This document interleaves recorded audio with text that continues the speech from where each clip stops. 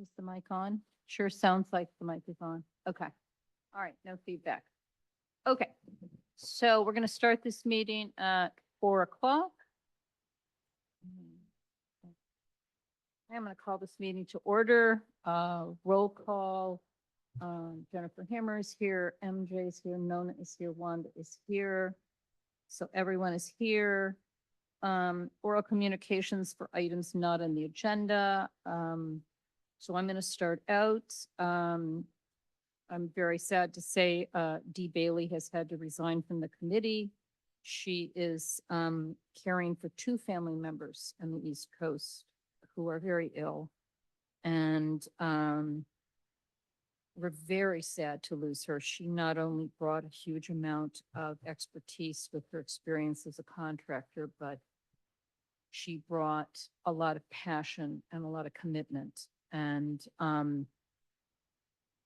a great deal of what we've done this year is because Dee Bailey was part of our committee. So thank you so much, Dee, if you watch the recording of this Zoom meeting. And we do have an opening, therefore, on our committee. If anyone is interested in joining the committee, you can submit an application through the town. It's on the website under volunteer opportunities. And if you're not sure whether you want to be on the committee, please feel free to contact me. You can just send an email to the town secretary and say, hey, Jennifer Hammer said I should contact her. Or you can just send an email to me through the PV Wildfire Preparedness Committee email, but I'd love to talk to you about what it means to be on the committee. You don't need any expertise. Don't be shy. It's been a great experience for me, and all you need is a sincere interest in wanting to help Portola Valley. So is there any other oral communications for items not on the agenda? I'm looking at people online. Anyone from the committee for oral communications not on the agenda? No? Anyone online? Okay, I'm assuming people online are hearing me. I can't see their faces, but I'm going to assume they can hear me because no one has said anything. Okay. All right, next item, approval of the minutes from, hey Kim, if you are, I know you are listening, can you hear me? I can hear you. Can you hear me? Yes. Okay. Thank you, Kim. All right. We'll be with you in a second. Next item is approval of the minutes for May 15th. Do I have a motion? They want to move second, Nona second, show of hands. Okay. Minutes are approved. Okay. Next item is fire marshal updates, and our fire marshal Kim Giuliacci is driving back from Sacramento, and so she will be giving her update via Zoom. And Kim, I don't know if you can see the updates, but the next agenda item is a review of the guide to defensible space and home hardening. So you don't have to give an update on that. We'll cover that in the next agenda item. Okay, sounds good. No problem. I really don't have much for updates.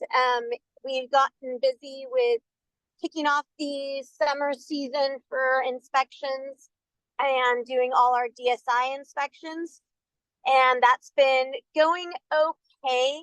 I think what would be so helpful is if we could get residents that are in zones 1 through 4 to schedule their inspections.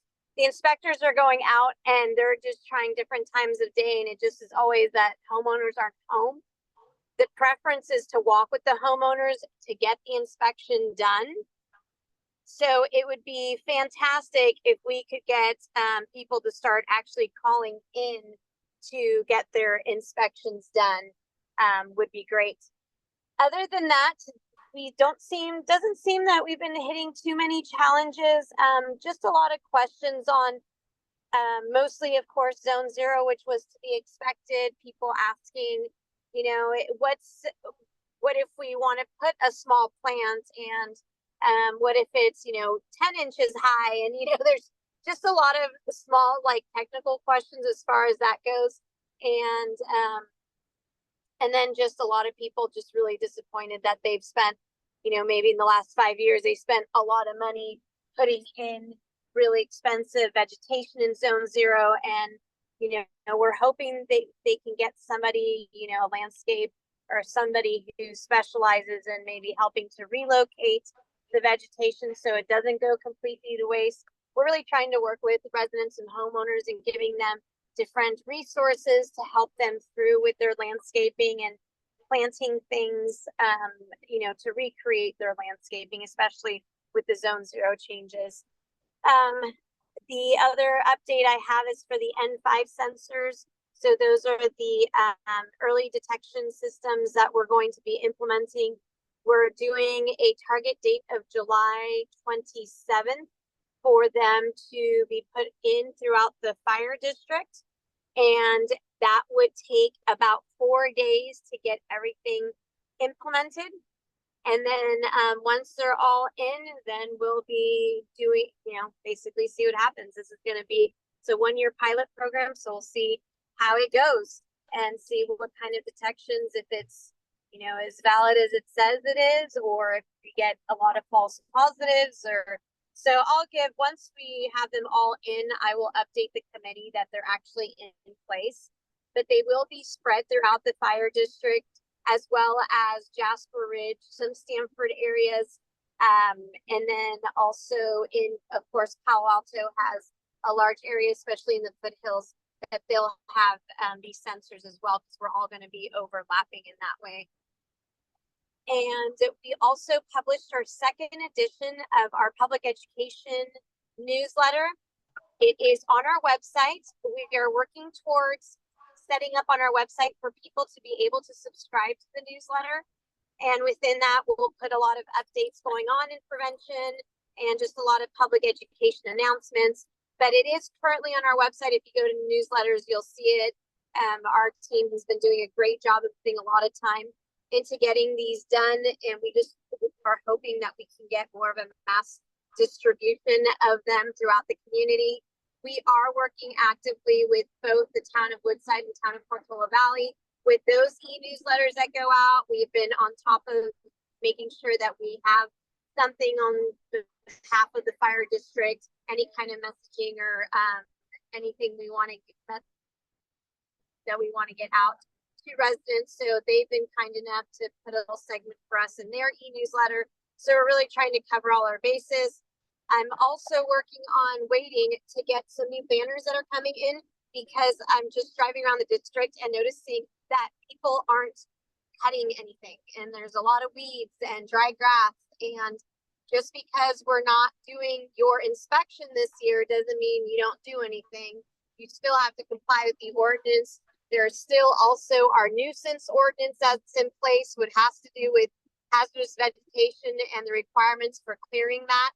So that would include the annual dry, dead grasses and weeds. So we want to make sure that that's getting done, especially if you are near access roads or evacuation routes that you're doing your part on your property.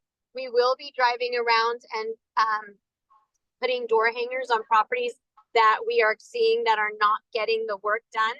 And you will have some time to comply, but not much, because the deadline's really July 1st that you're supposed to have everything cut and mowed.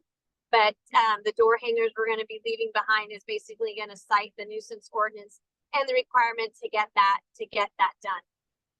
I think that's all I have for updates. Oh, and then we're going strong on the chipper program. Lots of chipping going on, which has been great to see. We've had to make multiple trips to the dumps, which is a great thing. And we're happy to see that people are utilizing it. On the next meeting, I can give you, because I'm driving, I can't look it up, but I wanted to provide how many cubic feet we've done and all the neighborhoods we've done and how many piles we've actually been getting done. Just kind of nice to just know the statistics of how we're doing this year. And then eventually I'd like to have a comparison from like last year. We'll have to we'll be working on putting it together, a report from last year to this year, so that we kind of just know how we're doing as a district with taking advantage of the program. So that'll be something that we'll be looking to do by the end of the chipping season, is provide a report on that. And that's all I have for updates. Thank you. Okay. So I've got a couple of comments. So we're going to discuss later the insurance form, and when we release that in July, we're going to, I plan to be sending out a lot of emails to the block captains in Portola Valley. So we could include whether or not, I don't think Portola Valley actually has any inspections this year though, do they? No, they So do not. Okay, so there's really no way we can help notify residents about the inspections. Chip might be able to have a list of block captains for Woodside. Aren't there some kind of block captains in Woodside, so he could notify those block captains your inspections are coming, and have your neighbors schedule their appointment? You're asking me? Well, I'm asking anybody who might know. Yeah, I don't think Chip really does any kind of emails to block captains for Woodside. Well, Kim, next year we can help you with Portola Valley. When inspections for Portola Valley come, we have some emails that we could send to help you a little Okay. bit with that. Okay. And then as far as the newsletter, would that be something when they publish their newsletter, would that be something you would include in your tip? Or Yeah, I can certainly tell people to subscribe to it. okay. Um, And then, so Kim and I emailed, and I think the current status of the home hardening workshop is she wants to do it in October. Is that still correct, Kim? Yeah, that's the date. Yep, that's where I'm shooting to go for the home hardening workshop. Okay, so what we would do is that would be part of that meeting. And we'd probably start with her doing, I think she said she only needed an hour, and then the last half hour might be just status if we have something on the insurance status or something like that. But it would be one of our meetings. It wouldn't be just a workshop meeting. Okay, any questions for Kim from the committee? Go ahead, Nona. Kim, I don't know if you've mentioned this before, but I was wondering if the N5 stations will have cameras or other data streams that the public can log into. So the N5 sensors do not have any kind of cameras, and there is no public accessibility to the sensors either. But I am happy to put together a report that I can distribute to the committee if you want to put out to residents or something. But I mean, there really wouldn't be anything to report unless there's something actually going on. Okay, thanks. Any questions from attendees for Kim? Okay, so let's move to our next agenda item, which is a review of a guide to defensible space and home hardening, an interpretation of the fuel mitigation ordinance number 2401. That was in the agenda packet. So this is just a review so people can give comments to Kim. This is not, we're not taking email comments like we have in the past for ordinances. This is just a helpful review of a document. So anyone on the committee have any comments? Yes, I do. Last year I had. What, you don't think I'm on? It says I'm on. You have to get your mouth really close to it. Okay, last year I had somebody come out and inspect our property, and they gave me a written report. I have to admit that I have trouble interpreting it. When I look back at that and looked at what's in the ordinance, I still have a lot of trouble with it. And I suspect I'm not the only person who's going to need some help interpreting what they say in the inspections. And I just want to make sure that the fire protection district has people who will be able to help with that. That's all. Thank you for that feedback. The report has been changed because that was last year before the ordinance was adopted. So there have been changes to the report. And there have been updates in the software in general to make it a little bit more easier for homeowners to understand. But of course, at any time, if homeowners have questions on the report, you can always call us and ask your questions. One of the things that we're still working on them adding is so that you know who your inspector is, because right now the report doesn't print the inspector who actually did your inspection.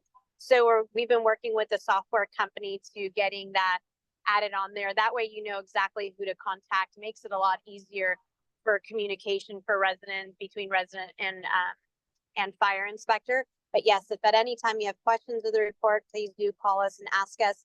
Everything that's under home hardening is all recommendations. We have no enforcement on that, but everything under the defensible space are the things that are required to get done. I don't know if that helps. Am I the only other person with questions or comments?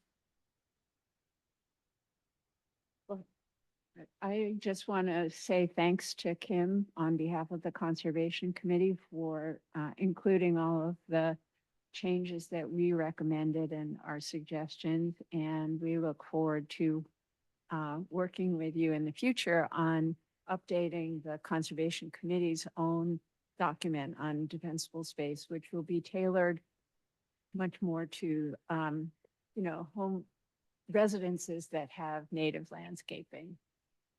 So thanks. And Thank Kim, you. this is Jennifer. So I just want to make a general comment. Wow, the improvement of this document from the first draft is amazing. It's obvious you took everyone's comments, and I think this is a great version 1. I have a couple of comments, and I know you're hopefully you're not driving, but you probably don't have a pen and paper, and I'm happy to talk to you about these later if you don't catch these comments.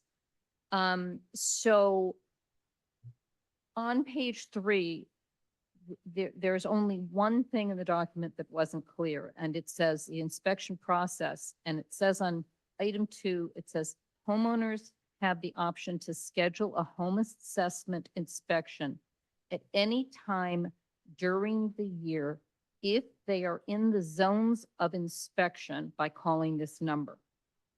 And then later it says, if you don't have an inspection scheduled, but you want to get a jump start, there is a self-assessment tool to do a pre-inspection yourself. So my question is, are we now changing? We had been emphasizing to people, even if you don't have an inspection this year, call to get an inspection done, get a jump start, get a head start, get the inspection done, and then you have a year or 2 or 3 to do the work. Do you want us to change that because you no longer want to do the inspection unless you actually have an inspection this year scheduled? That's correct. After, when we started doing the inspections and which we would love to be able to take every single person who's requesting an inspection outside of the zones, we just didn't have enough staff to be able to accommodate both, especially, I think in the future we'll be able to, so this won't be a forever thing. But for this year, because the ordinance was adopted so late and we kind of didn't have a choice with how late it kind of all happened. And now we are behind the 8 ball. And so now we're really strapped on time to try and get those 2,000 inspections done. So that's the whole reason why we decided, let's put a self-assessment tool online, let people do a home assessment for themselves. And that way, and they can start doing the things that they need to do to comply and utilizing that tool instead, until we're able to get caught up and we would be able to change and say, okay, we got a handle on it now and we can manage both. But for right now, between that workload, and we still have all our construction inspections, that we do in addition to the defensible space inspections. We still have code enforcement, we have vacant lot inspections, and we got fire investigations. So it's the workload is just more than we can handle at this point. So if I called for an inspection and I'm not scheduled, you would say you have to wait until the year you're due. Right, exactly. For now, that'll be the case. MJ, I think that's a tip. Is this new to you or? Kim had actually emailed me about it and I told her I would write the tip once everything is pretty clear and Okay. post it on their website. All right. So if So- that's true now, I'll add it to a tip. Is that correct, Kim? It's all on the your website now? Correct, except for the self-assessment tool is not up yet. We Yeah, had some okay. issues with it, so that's not up yet, but it will be Okay. shortly. Yeah, so I don't want to write about it until the tool is there for people to see. Yeah, yeah. And I'll let you know once it's published and up and running. Okay, thank you. Okay, so if, this is Jennifer again, you know the kind of questions I ask. So I'm a homeowner, I'm not due to be scheduled for 3 years. The 12-month grandfather period is up. You finally come out for inspection. I've read the document. I thought I did everything, but then there is something surprising that I didn't realize. I didn't interpret correctly. I take it you're going to be gentle on those residents for the first 3 years. Well, of course, well, those residents are still gonna have another year before to comply. It's when we do the inspection, you have, 12 months to comply. Plus, if you request it for whatever reasons you may have, you still get that 3 year of phased compliance.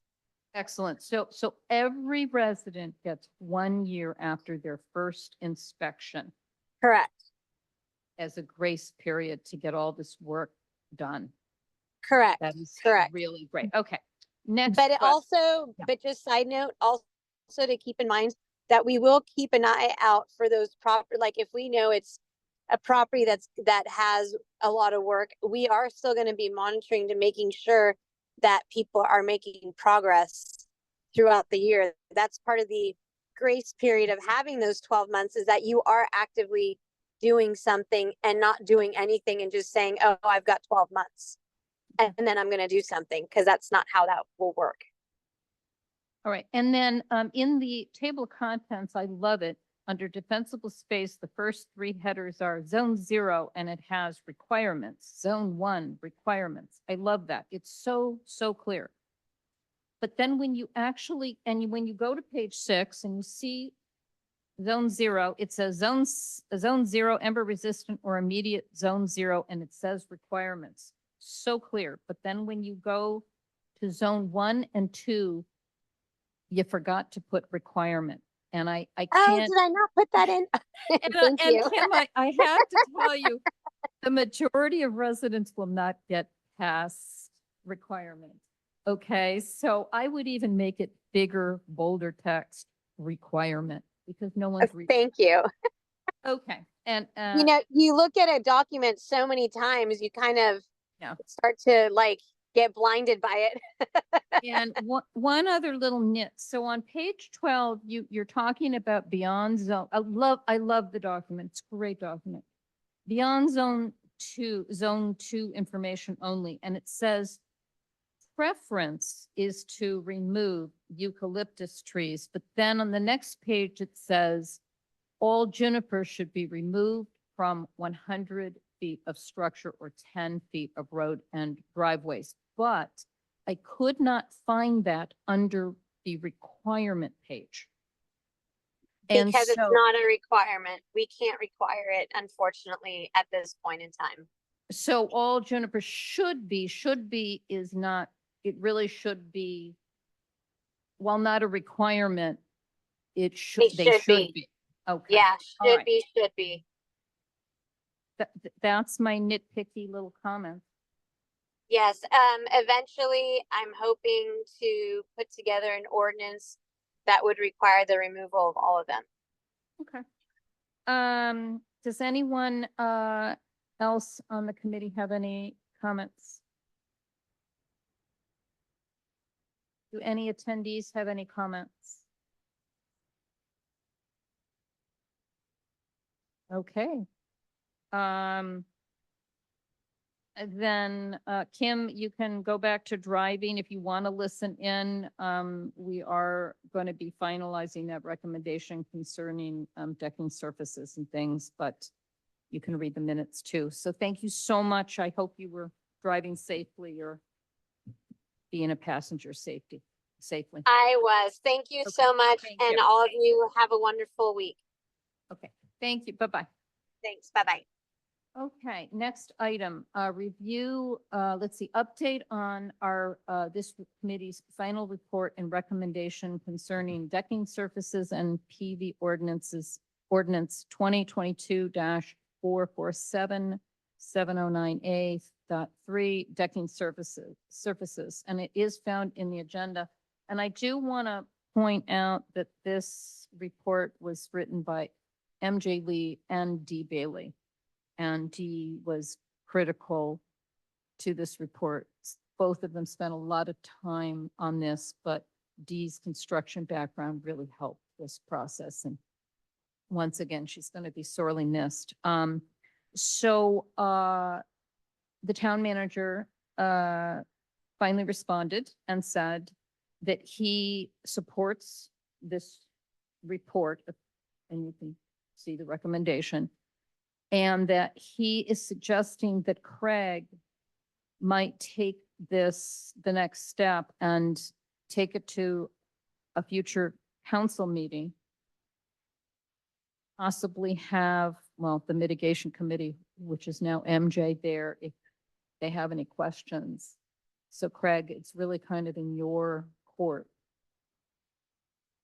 What do you need from us? And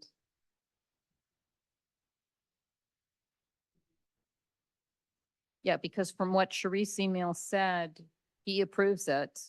And so I kind of thought it would go through the planning department, but from what I can tell, it has to go to the town council to have it voted in.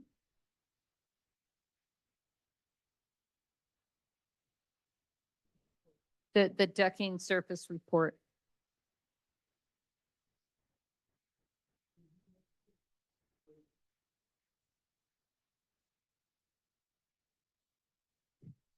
Yeah, I would have thought building and planning would look at this. The council needs to approve, ultimately adopt building regulations. So that makes sense to me. I'm surprised that it's not going to building and planning. I can put it on my to-do list to talk to the planner just to see. It may have already, you know, I had been waiting for his response and kind of bugging him until we Okay. had a permanent planner, and Right. we have. So if you could, I know you're so busy, but this is going to really impact quite a few residents because, you know, right now they really don't have a good material to replace their decks with. Sure. Yeah, no, it makes, I mean, we've talked about this Yeah. for a while. It makes total sense to me that Okay. I just would have thought that this was coming from staff to council, but I can follow up and try to figure out why. Yes. Do you want to coordinate directly with MJ because she wrote the report? Yeah, sure. Okay, That'd be great. fine. I'm going to Yep. leave it to you too, and thank you so much. Any questions from the committee? Any questions from attendees? Okay, so MJ, all you have to do is put in your minutes that Craig and MJ will do this. Okay. Okay, next item, discuss and vote on home insurance policy tracking form project, including boosting participation, final draft and reporting strategies. Okay. So I'm going to roll in a couple of different things into this.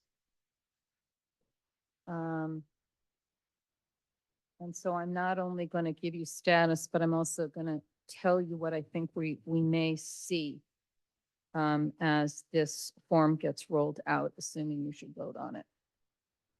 So the town manager has approved the form.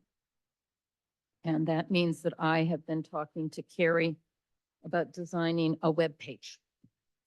Because we're going to need some kind of vehicle, some kind of QR code that people use to get to this form. So she is in the process of doing that. The text that was in the beginning of the form is going to be moved to the website. So when you go to the form, you'll simply launch right into a question. I'm discussing with her and she agrees to have some kind of emphasis on Firewise communities. It makes sense. It's an insurance issue. You get discounts. People that are logging into this form are concerned about insurance. So that's kind of, it's coming. We may actually include, last month we talked about the data results being just part of this committee's agenda packet. Carrie said she would be willing to actually put them on the website every month if there is enough interest in the form.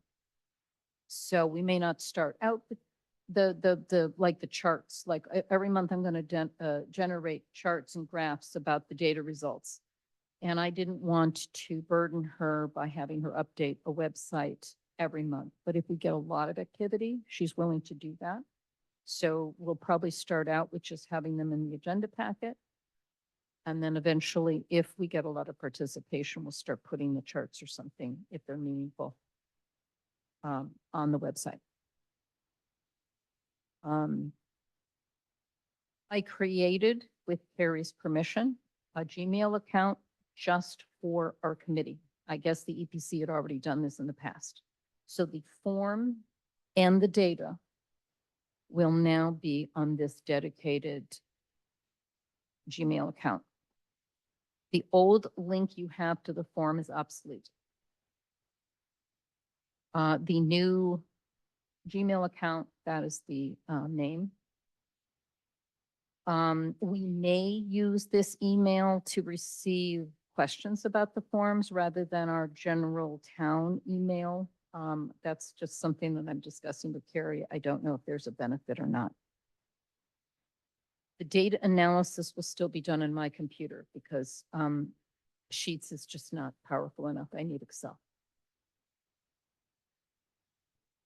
Okay, so I did receive final comments. MJ sent me some final comments. I want to thank David Cardinal because he spent the better part of an afternoon and he actually did a whole bunch of research and actually found some other insurance surveys out there. And I think it's a much better worded form now. And I want to thank MJ for her comments. I will tell you, MJ, most of your comments have already were no longer relevant because I was going to move the text.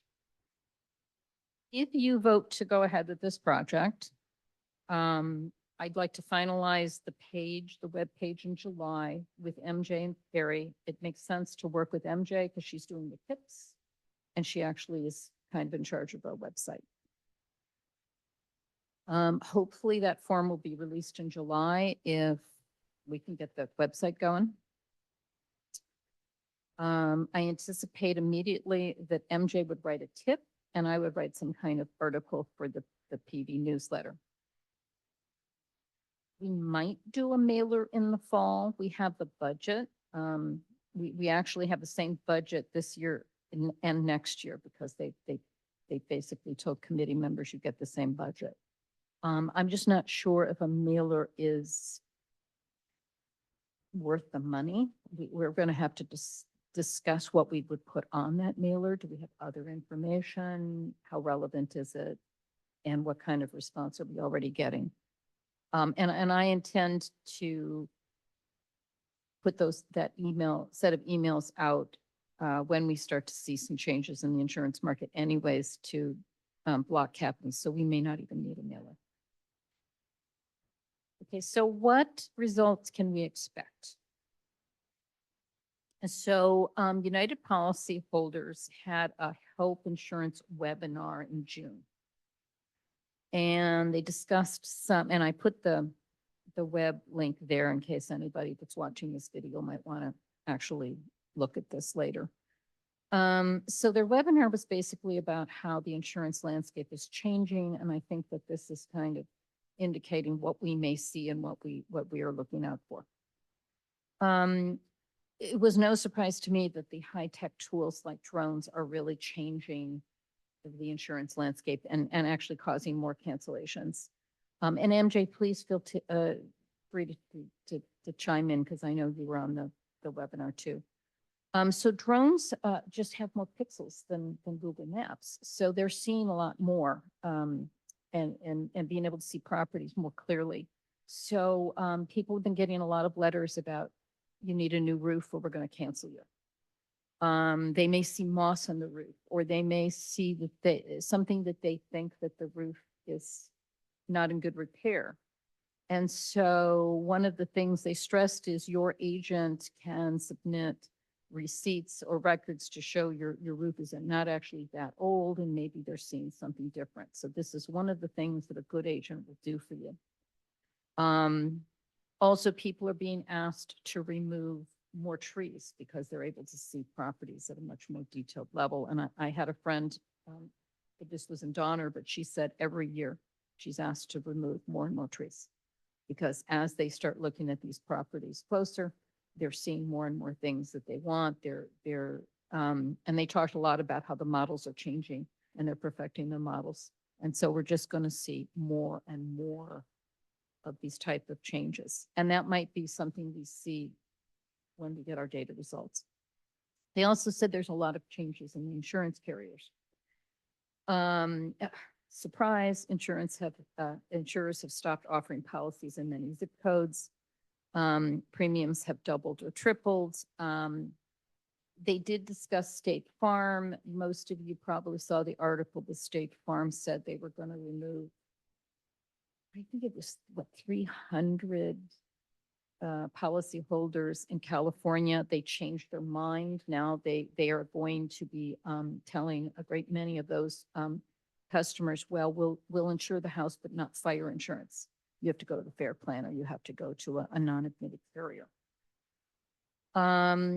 Actually, this webinar, they actually suggested that a non-admitted carrier might be easier to go with than the fair plan, which surprised me.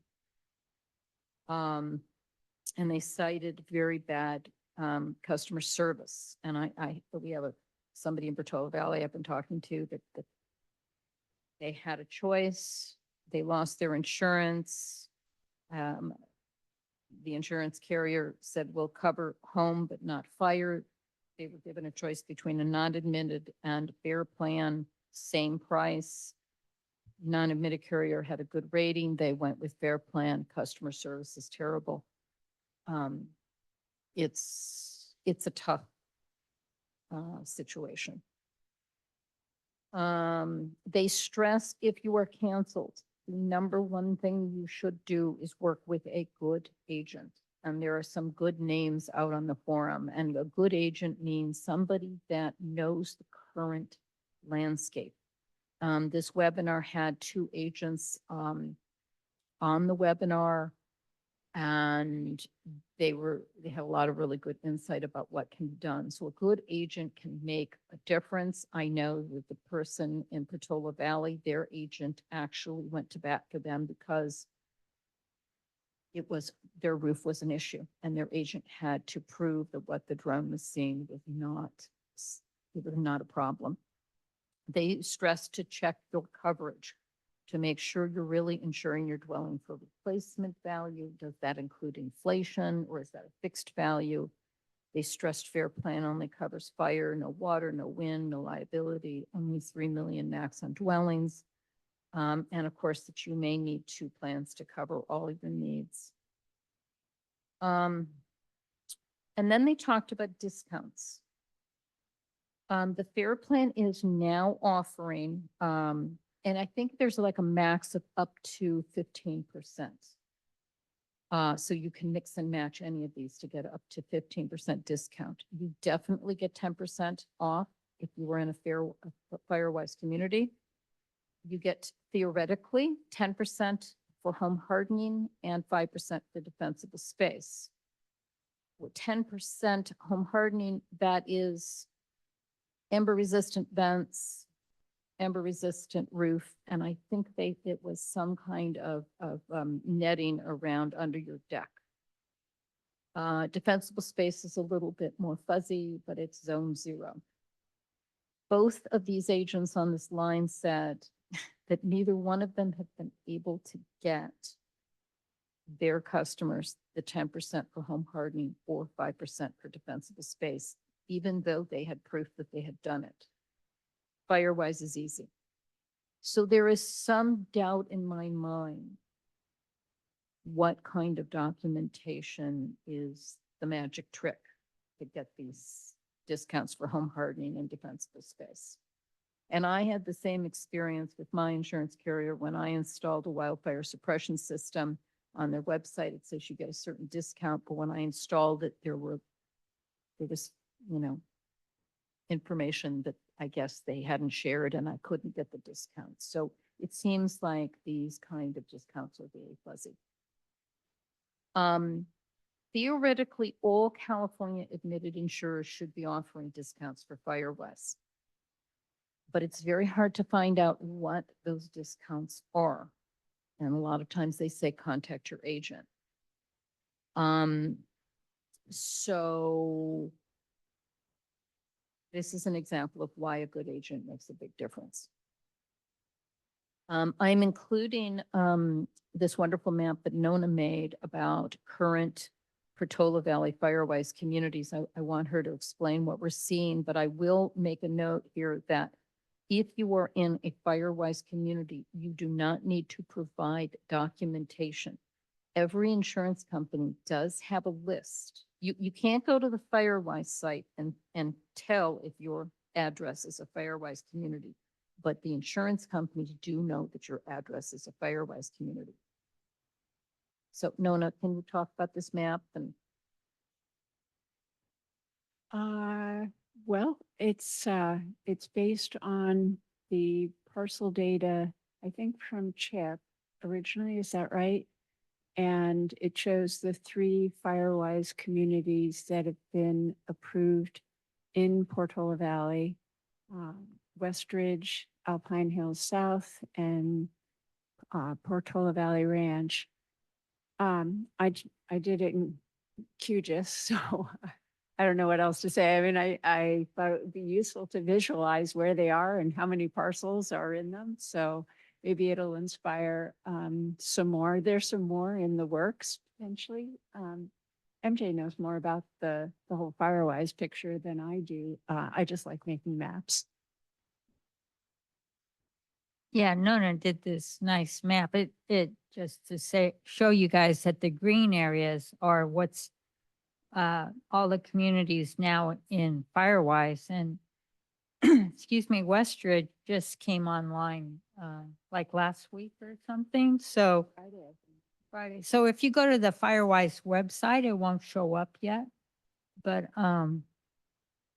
yeah, but this is, to me, this is kind of huge. Now we have about 46% of Portola Valley covered.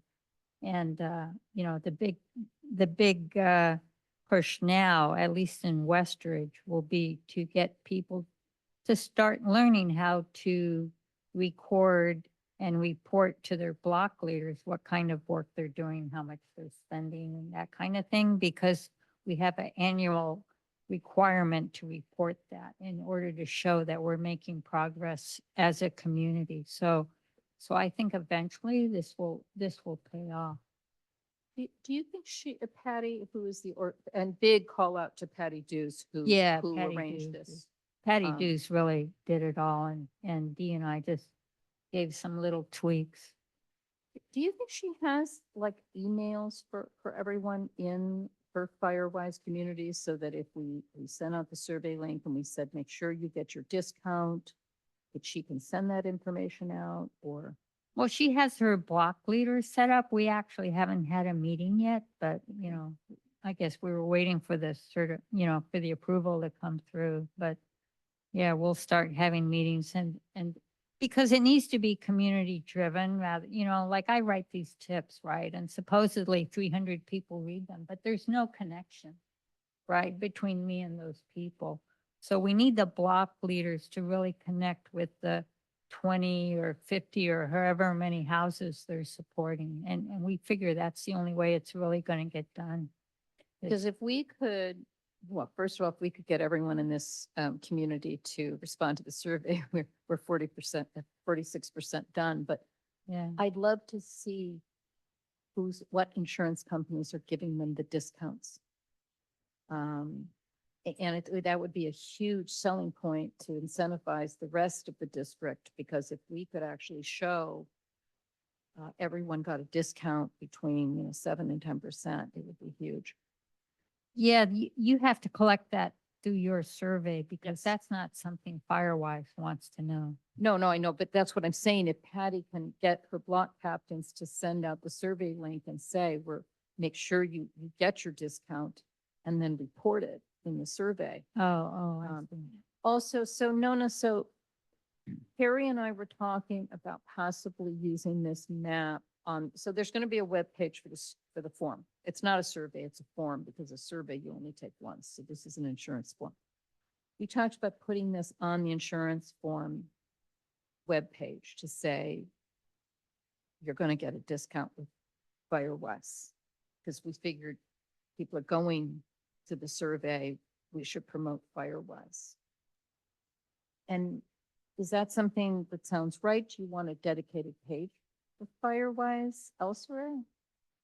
You're asking me or Nona? Both of you, because I know you've been talking about it too. Well, Nona made the kind mistake of offering to take my map, which was with, crayons and pencil.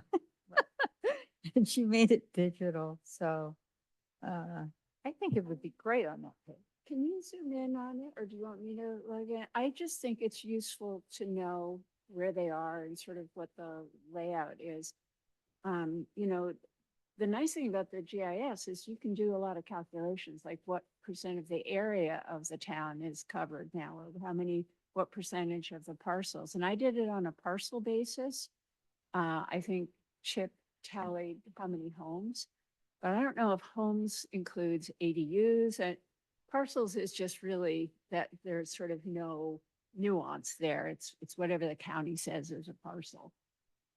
So I I don't think it's think it useful has to be zoomed. information. I think it's just a visual. It's just a visual to kind of say, Yeah. holy cow, why have I not done this? If half of Patola Valley has done this, I should do this too. I'm going to click on this link and learn more about Firewise. Yeah. I think it's a good idea to put, a simple version or this map directly on our, WPC webpage, and it'll only get updated whenever a new community comes online. So that, I don't know how often that'll be.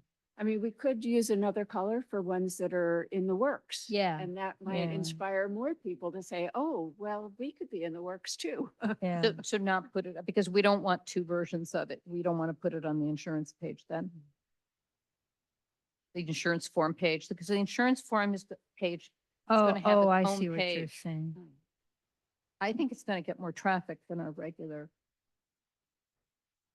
Okay, Nona, you don't care. Oh. I don't. know. MJ, you are going to work with me on the webpage, so we Okay. can Yeah, discuss we can this just do further. it offline.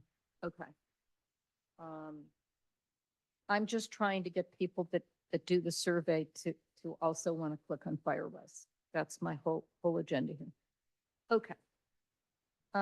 So I'm going to do one little last thing, also what we're expecting to see.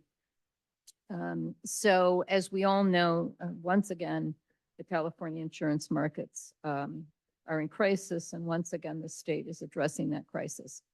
So what insurers want to come back to this to the state is they want a faster rate approval. Right now, it takes them anywhere from 4 months to a year to find out whether they get their rate increases approved. They want predictive catastrophic modeling. Currently, they are only allowed to use in California 20-year history. And this was kind of a new thing for me that I found.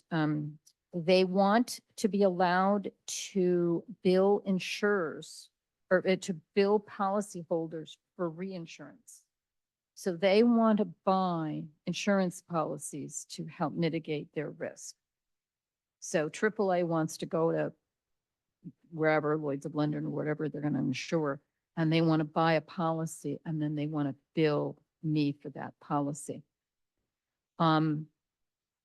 What the state wants is they want these large insurance companies to cover high risk, fire risk areas. And they want at least these zip codes, these high risk zip codes, which by the way, we are not one of. I checked the list.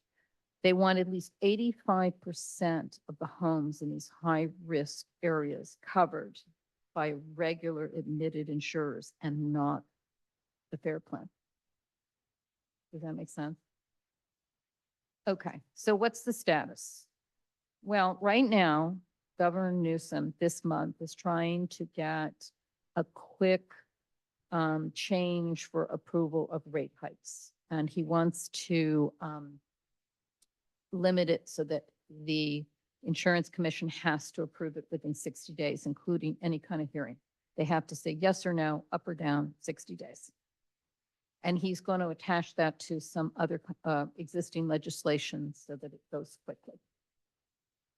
In fall, we have this new draft regulation that I gave a report on last month when I attended the workshop called the Catastrophic Modeling and Rate Making Regulation. And that is going to cover the items that are in the asterisk. It's going to cover additional information on faster rate approval, and it's also going to cover predictive catastrophic modeling. And then what several agencies have reported is this reinsurance issue is coming, reinsurance billing policyholders is coming soon. So it does seem as though in fall, we're going to see a lot of movement. We may see insurance premiums go up, but more choices because insurers come back if this all works according to this grand plan. So that might be what we're going to see in this form.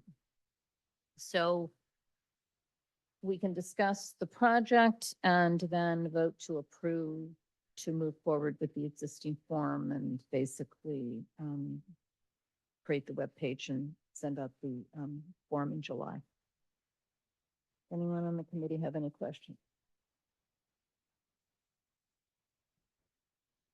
Anyone from the attendees have any questions? Okay, Craig.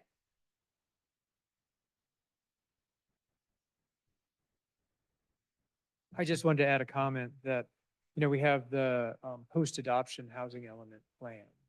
And on that plan, one of the things we said was that we were going to gather insurance information. And this is going to be the vehicle we're going to use. Yes. So just FYI for the committee.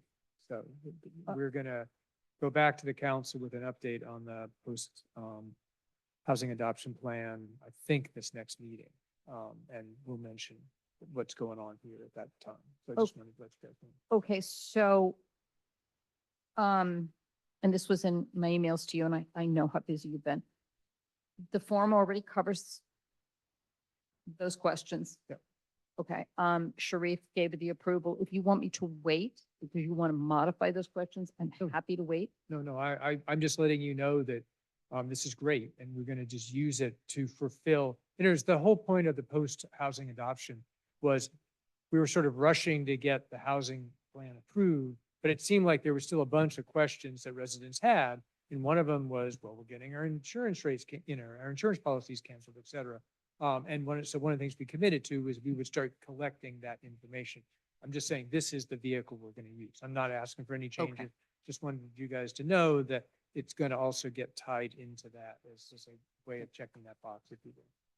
And Carrie looked at it for that, and Sharif looked for it. I mean, I could theoretically add a question, but it would be difficult. No, I mean, I think we committed in this post-adoption plan to basically start gathering information on insurance cancellations. I mean, that's what we're doing with this. So, Oh, and connected to high density housing. And so I added questions directly for that. yeah, and it's not just high density housing. I mean, it's Okay. just in general, there was a lot of angst at the time of insurance policies getting canceled. Some people were tying it to, oh, it's going to be this new housing and somehow we're going to get canceled because of it. But that's not the intent of that particular one. It was generally, if we have the information, then we can, and if it does turn out that we start seeing, we get all these insurance things approved and we still see a lot of cancellations, and the insurance company starts saying, well, yes, because you have this high density housing. I mean, that would be a different conversation, but that's not what we're trying to do. I just wanted to let you guys know. So appreciate it. Thanks. And any special data analysis, anything you need, you just tell me and Sure. we'll do whatever you need. Yeah. No, I think the important thing is to collect the information and get it out to the public. Okay, great. So no comments, let's vote. I'm going to go ahead and form of what we're voting on. Should we move ahead with the insurance form in its current form and release it as soon as possible? So is that she's submitting that motion? So Wanda is making that motion? Okay, So the Emily, did you wait, get wait. it? So the motion is to move ahead with the insurance form. Form in its, in its current version. Well, even in its future version, if you tweak anything. I'm not right? tweaking. We're Oh, done. Okay. We're done tweaking. It's been approved by this committee. It's been approved by Craig, and it's been approved by Sharif, and Carrie has checked it and she didn't find anything wrong.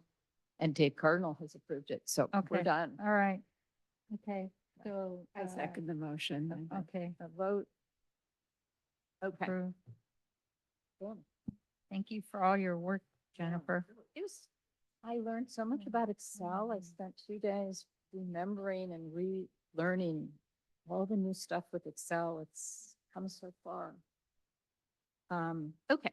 All right. So we're going to move on to subcommittee, liaison reports, conservation committee.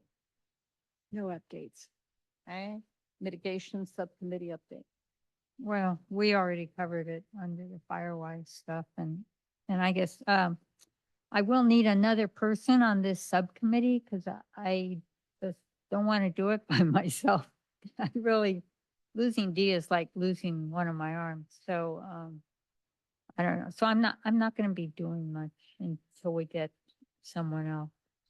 So is that something, do you want, that you, Nona, you probably can't be on that subcommittee because it would, I mean, I don't know, one, you may not have the time because you're so busy with conservation, but I know there's a lot of overlap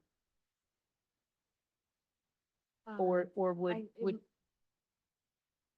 Hey, Jennifer, just to give you a policy, so you only have 4 people on your committee. Well- You can only have subcommittees of 1. What? Yeah, because it's got to be less than a majority.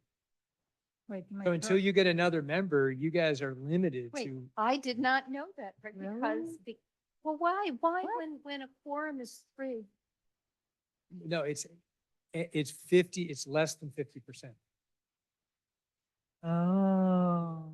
Oh, I thought, because I remember when Jeremy was here, we had a huge debate about it's always, you can't have a quorum, and a quorum is still 3 because our committee size is 5, just because those Right, seats aren't when- filled. Well, so maybe you need to check in with Sharif. I mean, I could be wrong. My understanding was if you have 4 people on your committee, it's different when you have 5 people on your committee, but only 4 of them are here. That's a different thing, but you have a committee that only has 4 people. Even though you have a membership that could be 5 or 10 or whatever, so Oh, so you're saying that I believe until you have 5 members, they don't all have to be here, but I believe you have to have 5 members on your committee to have subcommittees of 2. Okay. So let me just leave it with you to I double will. check. Let me not be your lawyer because I could get it wrong here. But that's what I believe is the case. So that's one difficulty with having.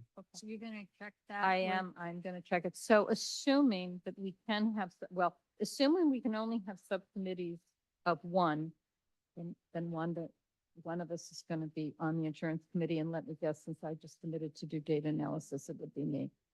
If you can have two, do you want Nona to be on your committee because mitigation and conservation, you always said you would love to talk to her, would you rather have me? I think it would just depend on what aspect of mitigation we're talking about. Maybe we could sort of narrow it a little bit more. It would just depend on how much work it is too. I would think it's gonna be about Firewise and 2401. I mean, that's, Yeah, that's where we were going with Yeah. this Firewire. That's all we were gonna work on it. And the idea was that, the communities, they want to do a certain amount of outreach, right, every year. And we thought it would be easier if the subcommittee did the, outreach thing, and then the block leaders could just tag along on that. That's what Dee and I Yeah. were originally thinking. Well, personally, I'm still reeling from losing Dee. Yeah. So I don't feel like I could fill her shoes on No. that. So I'm happy to sort of stand in for a while, but, I don't think, know. I'm you know, still I'm- missing Dee. Yeah, I would like to wait till we get Yeah. another member.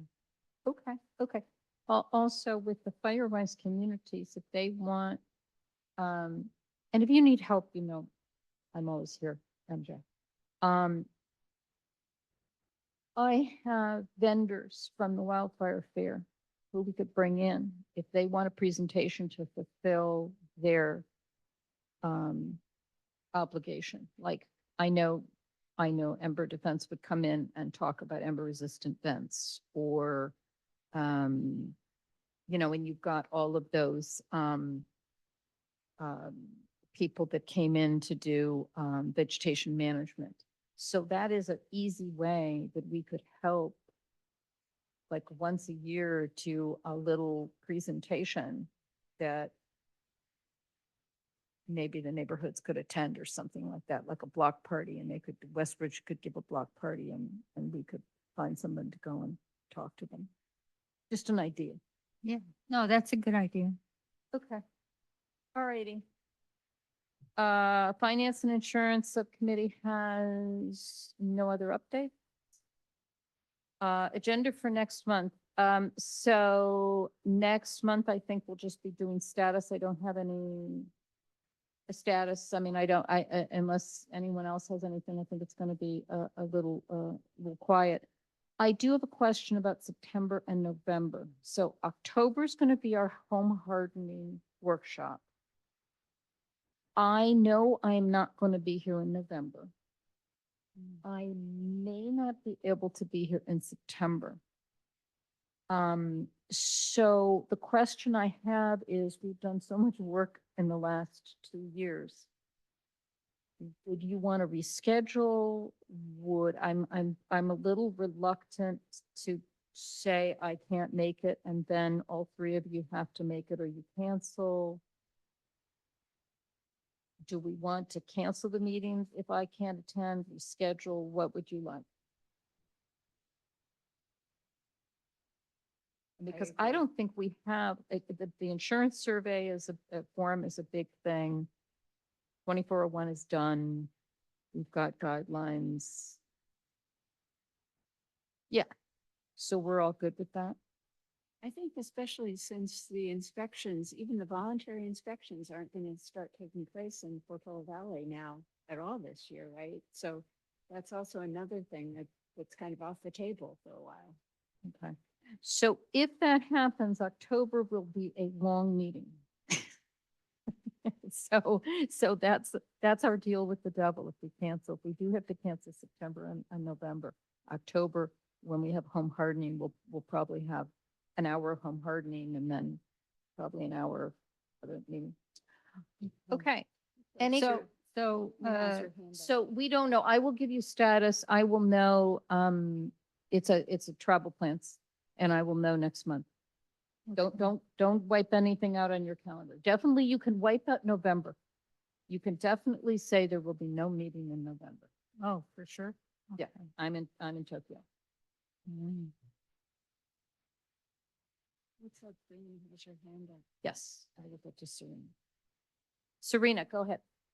So, I'm disappointed to find that we no longer have the option of having the inspector come do a survey this year, even though it's not our year.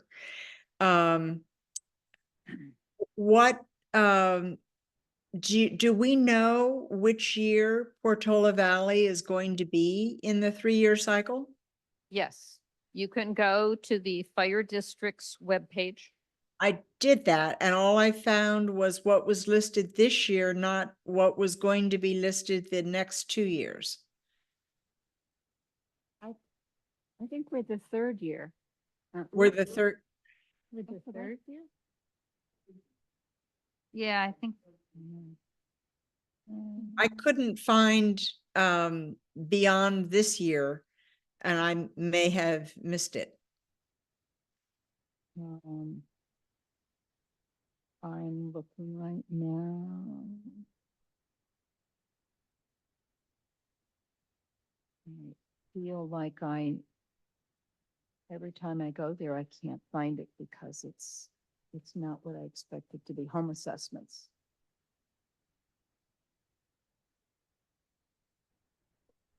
Okay.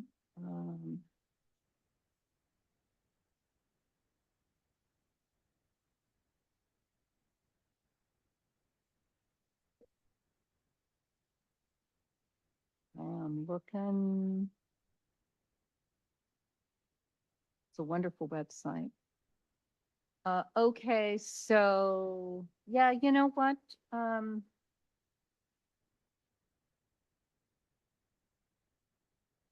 We're zone 11. So if you use logic, it wouldn't be next year. Zone 11 couldn't possibly be next year. I would think that would be year 3. I think, they may not be publishing it for sure because they want to see what they can get through this year. Right. That's what I assumed. I just didn't know whether I couldn't find it in there, so I. Yeah. uh, All you can find, you saw the map, right? That says Portola Valley is zone 11. Yeah, but not what year are these things in? So because and the self-assessment I saw reference to, but also the note that it didn't exist yet. So Kim said it's coming. Yeah. yeah. And she said previously that they're doing the zones in order. No, I Oh, don't th- think no? she did. Oh, No, didn't she? actually, I'm looking at my old minutes. I know, actually, in my notes to myself, I saw, Serena, you asked that question. What are the plans for 2025 and 2026? But I guess she didn't answer it enough that I actually wrote down an answer. So No, she's all she's ever answered that I have been able to find in anything that I recorded or could find on the website was what this year was. yeah, I kind of remember she sort of mumbled something and mentioned some other number for maybe next year, which told me it was not in sequential order. Really? Okay. So, but we should just ask her, but yeah. They may mix and match so that they can get it done in year 2 and year 3. Yeah, who knows? Yeah. This is the first time they're doing this, so they'll Oh, yeah, probably come no, up with right. some, different approach after they do 2,000 of them. Pull their hair out. Okay. Generally, wait a minute, Craig said he thought it was generally north and south. So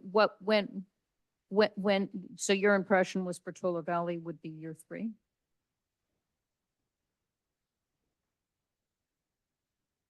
Okay.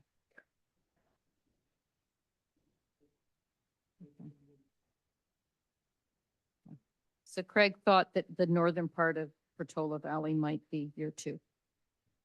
Yeah, I remember she told us that she had I think it was the fireside people create the zones and they didn't do it in terms of priority, like the highest fire risk. I remember. Right. And I just kind of had this feeling that it was not sequential and it's not based on high fire risk. So I don't know. We should just ask her next Yeah, meeting. we'll ask next month. It's a good question for next month. Yeah. Okay, thank you. Okay. Any other questions from attendees? Okay, quorum check for next meeting? Next meeting? Yeah, okay. Okay, the meeting is adjourned at 5:10. That's a lot better is. than 6:30. Yeah.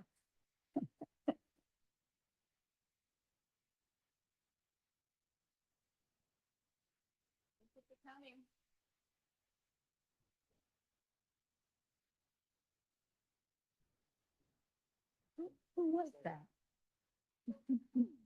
We should have asked his name. You guys know who that was? No, I was wondering. Ah. I assumed somebody else knew.